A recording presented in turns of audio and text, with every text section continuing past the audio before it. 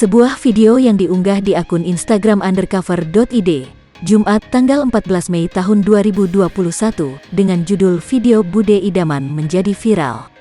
Tampak dalam video tersebut seorang perempuan berkerudung coklat yang sedang duduk di sofa, membagikan THR ke beberapa anak kecil.